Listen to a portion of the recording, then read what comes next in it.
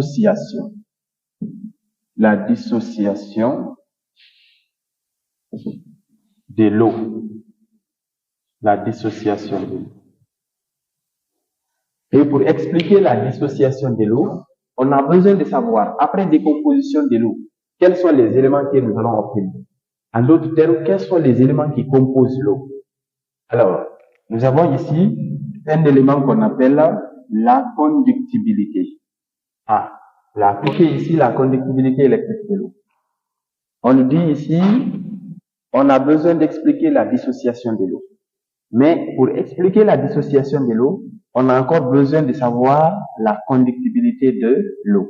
Et dans cette phrase qui est là, conductibilité électrique de l'eau, ça veut dire que on doit expliquer, ou bien on doit chercher à savoir que l'eau conduit le courant électrique, ou bien l'eau ne conduit pas le courant électrique.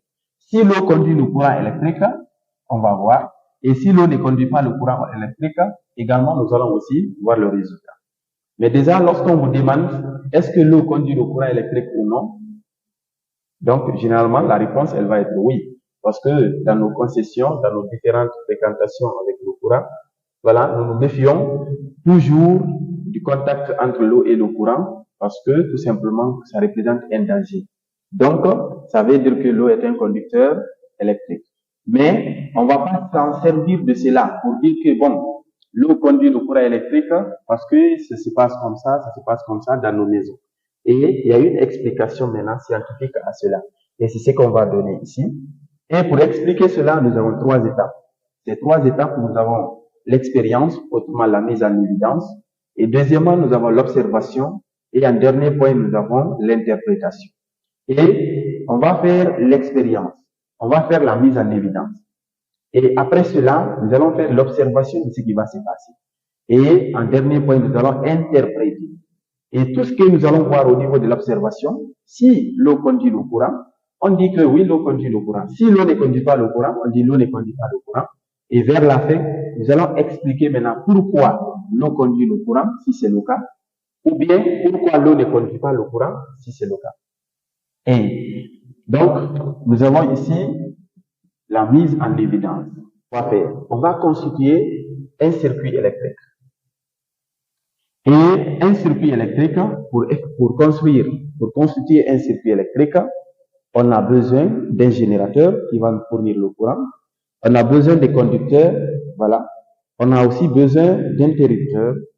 On a besoin de récepteurs. Mais ici, on ne va pas réaliser n'importe quel circuit. On va réaliser un circuit qui va nous permettre de savoir est-ce que l'eau conduit le courant ou pas. Pour cela, on a besoin d'un autre appareil qui va nous servir d'identifier le passage du courant ou non. Et l'appareil qui va permettre d'identifier le passage du courant ou non, cet appareil est appelé l'ampèremètre. Alors, il va mesurer l'intensité du courant qui circule dans le circuit. Donc, si l'ampèremètre indique 0, ça veut dire qu'il n'y a pas de courant. Et si l'ampèremètre indique une valeur, ça veut dire qu'il y a passage du courant. Mais les ampèremètres encore diffèrent. Ici, on va utiliser 3 sortes d'ampèremètres en fonction de la valeur mesurée. Il y a l'appareil qu'on appelle l'ampèremètre. Généralement, ça mesure un courant d'intensité supérieur ou égal à 1 ampère. Il y a l'appareil aussi qu'on appelle le milliampère-mètre. Lui, il va mesurer un courant qui est supérieur ou égal à 10 exposant moins 3 ampères. Il y a aussi le microampère-mètre. Lui aussi, il va mesurer un courant qui est supérieur ou égal à 10 exposant moins 6 ampères. Et l'ampèremètre, lui, il mesure un courant qui est supérieur ou égal à 1 ampère. C'est-à-dire, si l'ampèremètre indique que le courant qui passe est nul, c'est-à-dire il n'y a pas de courant, on ne va pas conclure tout directement que l'eau ne conduit pas le courant. On change l'ampèremètre, on prend le milliampère. Si le milliampère encore dit que il n'y a pas de courant, lui encore on le laisse, on prend maintenant le microampère. Et si à son microampère dit que le courant qui circule est égal à 0, ça veut dire qu'il n'y a pas de courant dans le circuit, alors l'élément utilisé n'est pas un conducteur électrique. Ça va, non? Maintenant, si l'ampèremètre indique qu'il y a courant, ça veut dire que le corps utilisé est un excellent conducteur, est un bon conducteur. Si maintenant c'est le milliampère-mètre qui indique, là aussi on peut dire que c'est un conducteur, mais moins. Et si c'est le microampère-mètre qui indique, alors nous allons dire que c'est un faible conducteur. Autrement, est un conducteur électrique, mais de façon très faible. Donc, bref, qu'est-ce qu'il faut retenir? Au niveau de la mise en évidence, on a besoin de réaliser un circuit qui contient un générateur, un interrupteur, des conducteurs, et maintenant on a besoin de quoi? D'un appareil qui va tester s'il y a passage de courant ou non. Il s'agit de l'ampère-mètre. Et l'ampère-mètre, il mesure les courants qui sont supérieurs ou égaux à 1 ampère. Le milliampère-mètre, supérieur ou égaux à 10 exposant moins 3 ampères. Et le micro, c'est 10 exposant moins 6 ampères. Maintenant, si l'ampère-mètre indique le passage du courant, c'est que l'élément utilisé est un excellent conducteur.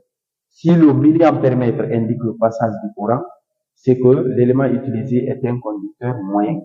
Et si le microampère-mètre seulement indique, ça veut dire que c'est un conducteur électrique, mais de façon très faible. Alors, chers élèves, on réalise un circuit électrique. On réalise un circuit électrique contenant un générateur, des conducteurs, un interrupteur. Maintenant, ici, on met ici le microampère-mètre. Ça, c'est la valeur 0. Il y a des valeurs par là, il y a des valeurs de... Maintenant, pour insérer l'eau dans notre circuit, on utilise un autre appareil qu'on appelle l'électrolyseur. Donc, voilà l'électrolyseur. Et dans l'électrolyseur, nous avons de l'eau. Électrolyseur. Donc, au niveau de l'explication, chers élèves, vous n'allez pas dessiner directement le schéma. Vous allez dire quoi? La mise en évidence, 2 points. On réalise, ou bien réalisons un circuit électrique contenant un générateur, des conducteurs, un interrupteur, un électrolyseur contenant de l'eau pure et un microampère-mètre. Après cela, maintenant, vous faites le schéma. Maintenant, ici, nous avons l'interrupteur. Actuellement, il est ouvert. Donc, l'aiguille du microampère-mètre va indiquer la valeur 0 parce qu'il n'y a pas de courant. Maintenant, si on ferme, on observe maintenant ici. Je vous ai dit tout à l'heure qu'on va utiliser l'ampère-mètre, le milliampère-mètre et le microampère-mètre. Mais l'expérience montre ici qu'en utilisant l'ampère-mètre, on a la valeur 0. Ça veut dire qu'il n'y a pas de courant. Alors, on ne conclut pas directement, on change.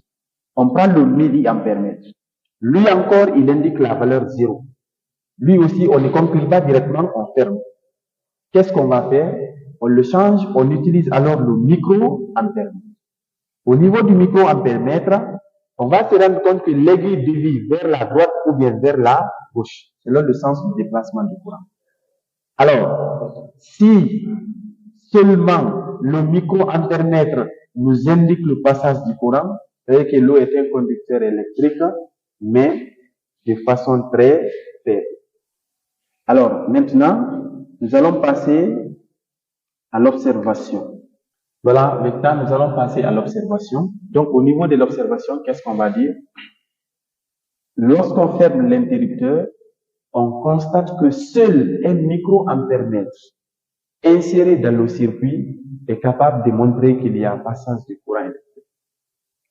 Alors, l'eau est un conducteur électrique parce que le microampère-mètre a indiqué le passage du courant. Mais attention, c'est seul le microampère-mètre qui a indiqué le passage du courant. Alors, l'eau est un conducteur électrique, mais de façon très faible. Donc voilà la conclusion que vous allez donner. On va dire, on remarque. Donc, voilà ce qu'on va écrire au niveau de l'observation. On remarque qu'en fermant le circuit électrique, bien sûr, seul un microampère-mètre branché ou bien inséré dans le circuit est capable de montrer le passage du courant. La conclusion, c'est quoi? L'eau pure conduit le courant électrique. mais de façon très faible. Donc voilà ce qui explique la conductibilité électrique de l'eau. Maintenant, il y a l'interprétation. Pourquoi l'eau a conduit le courant électrique? Interprétation. Vous savez, sur la notion de l'électricité, que l'électricité est une branche de la physique qui étudie le courant électrique et ses phénomènes. Mais le courant électrique, lui, c'est le déplacement ordonné des charges dans un conducteur. Donc, si l'eau conduit le courant électrique, ça veut dire que dans l'eau, il y a des charges qui peuvent se déplacer. Donc, si on voit vraiment que l'eau conduit le courant électrique, si on remarque que l'eau conduit le courant électrique, alors le pourquoi c'est quoi maintenant? On va dire l'eau pure conduit le courant porteur de charge. Maintenant, ces porteurs de charge-là, nous avons les ions H3O+, et les ions OH-. On appelle ça les ions oxonium ou bien les ions hydronium. Lui-là, on l'appelle les ions hydroxyde.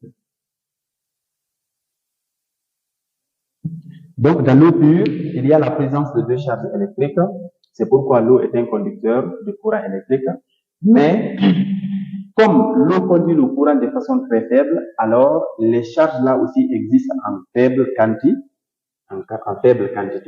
Donc, on va dire ici, l'eau pure conduit le courant électrique parce qu'elle contient des porteurs de charge, les ions H2+, les ions OH-, en faible quantité. Donc, la quantité de ces ions-là est faible dans l'eau, c'est pourquoi l'eau conduit le courant électrique de façon très faible.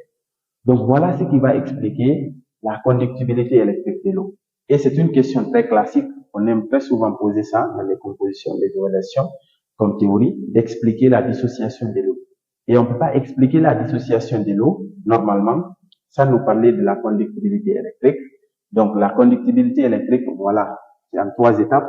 Première étape, nous avons la mise en évidence. Deuxième étape, nous avons l'observation. Et troisièmement, nous avons l'interprétation. Et si cela est fait, nous allons maintenant essayer de voir comment est-ce que l'eau va se dissocier en donnant les ions H+, et les ions OH-.